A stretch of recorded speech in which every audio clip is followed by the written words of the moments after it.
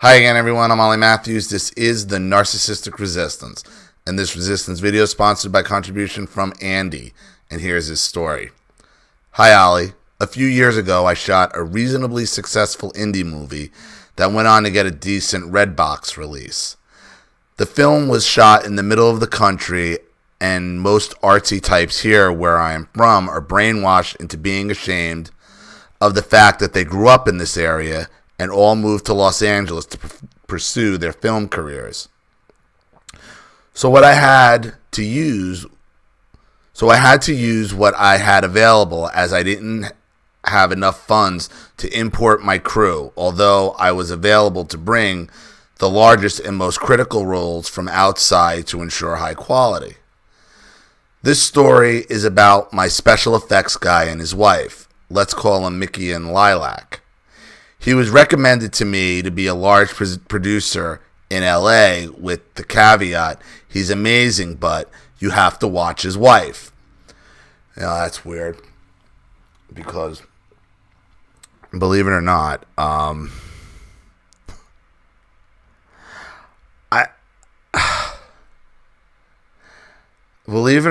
my parents are friends. They've been down at their shore house, White Trash Island. They made friends with Ron Howard's sound guy, like one of his main sound engineers.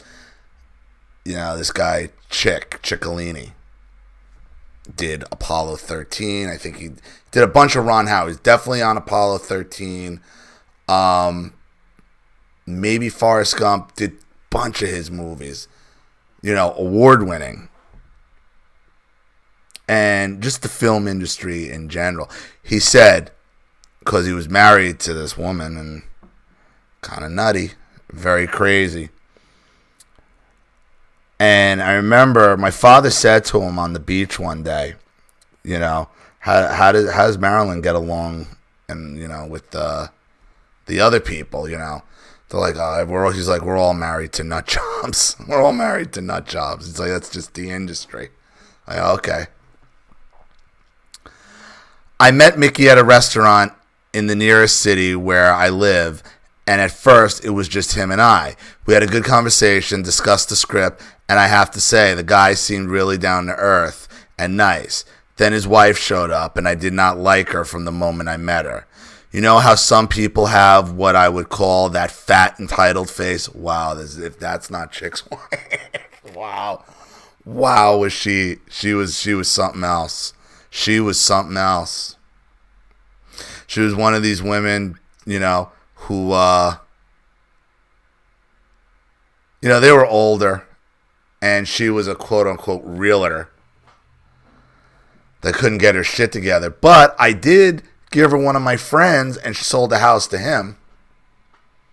I know the fat, entitled face, though. I know it.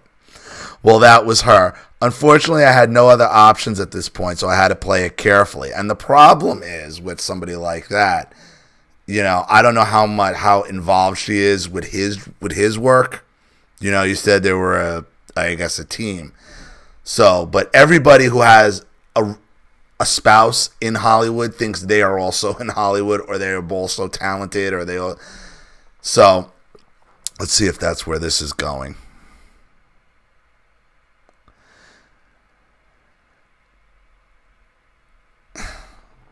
Unfortunately, I had no other options at this point, so I had to play it carefully. I knew she would be a problem. During the next few months, we waited to confirm financing and pre-production.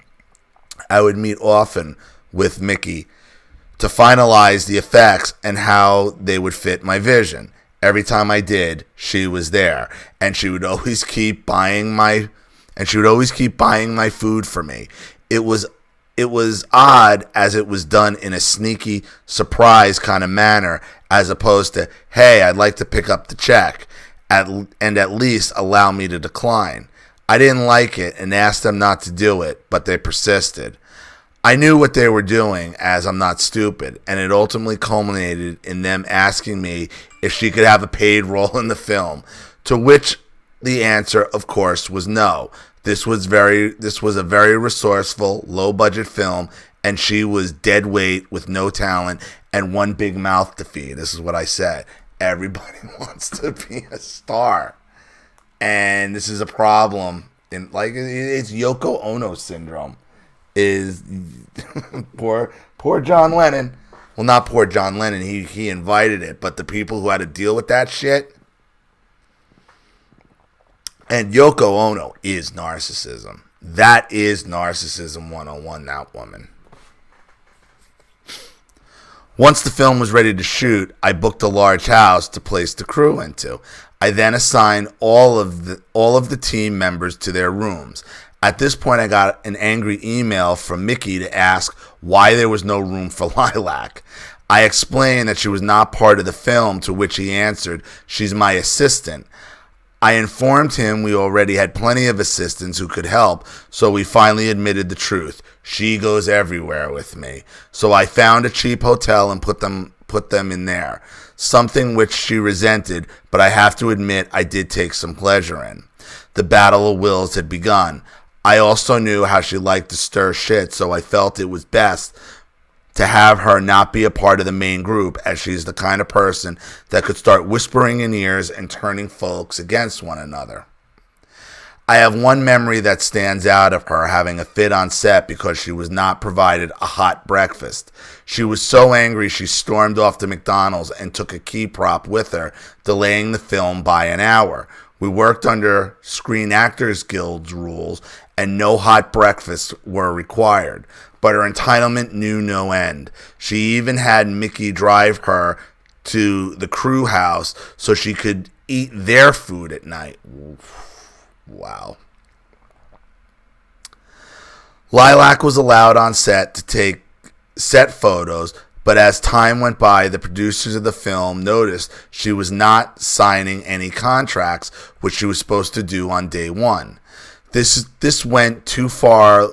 This went on far too long, and one of the producers, who was a little misogynistic narc in his own right, told her to get off set, and apparently it was pretty rough. She never came back and took huge offense.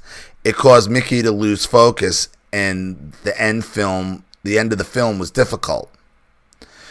If you are wondering why I chose to work with these people, it was a case of beggars not being able to be choosers.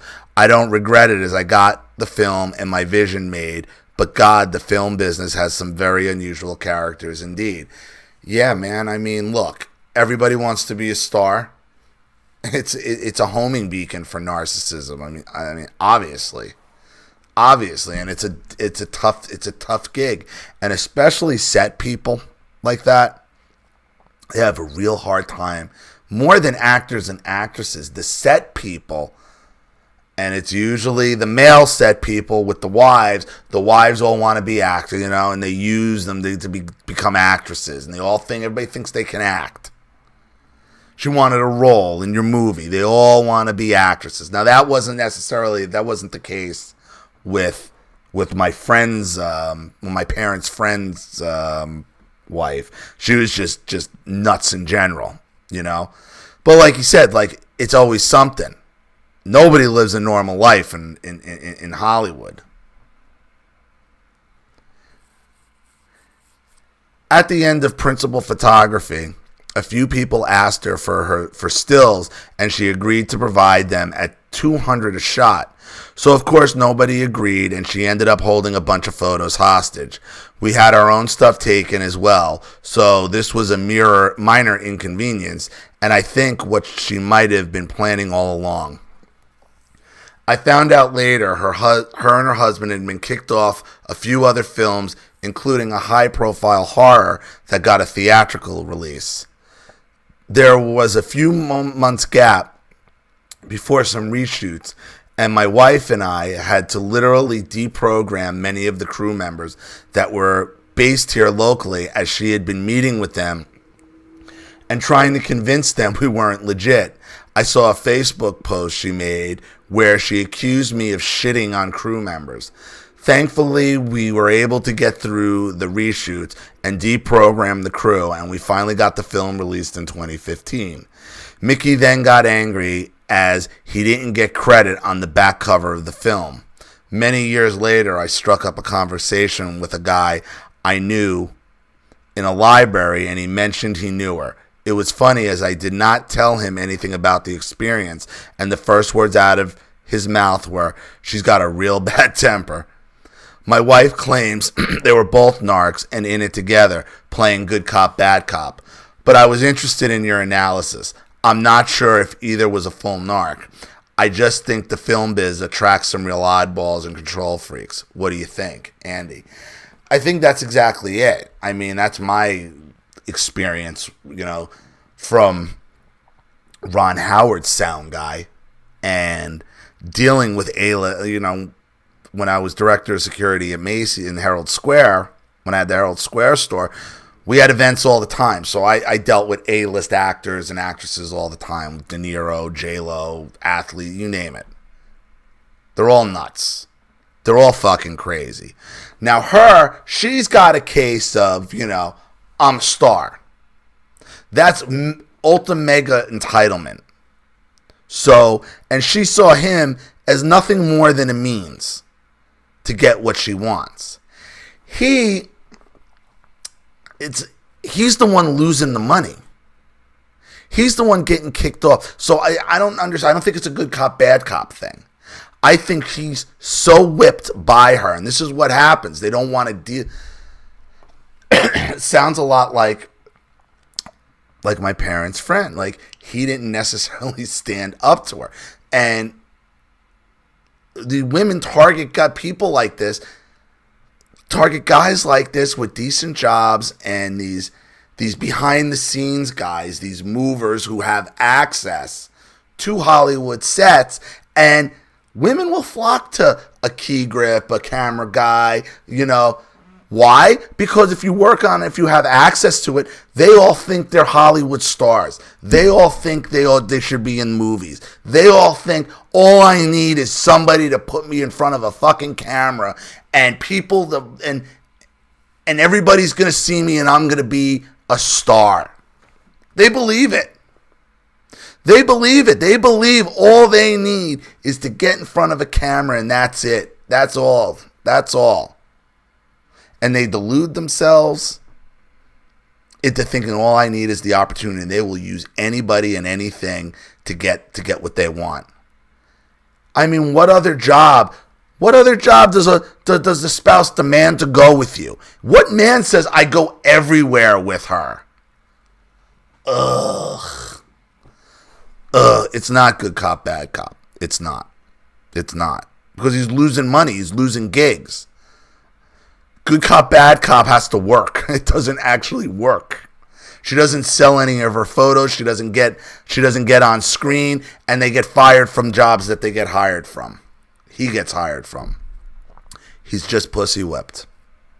Just pussy whipped. Because she's got delusions of grandeur and stars in her eyes. That's the narcissist for you. So, I hope that helps. Thank you so much for your contribution and your story. I really appreciate it. Thank you to everybody watching. Please leave any opinions or advice in the comment section below. And again, if you want your story read on the channel, you have a topic you'd like me to cover, a narcissist you'd like to expose, you'd like to set up Skype, a phone call, have a private video made, or a Facebook live chat, or you'd like to sponsor a video like this for someone who needs help and can't afford it, or just make a contribution to the channel in general to keep it growing, supported, and successful, because this channel survives 100% on contributions from all of you. Without you guys, all this goes away. So if you like what you see here and you want to see more videos like this, you know what to do with the PayPal and email links in the description box. Also, please like and share this video wherever you can. Subscribe to my channel if you haven't, and be sure to click the subscription bell to be notified of all my video uploads. I'm Ollie Matthews. This has been The Narcissistic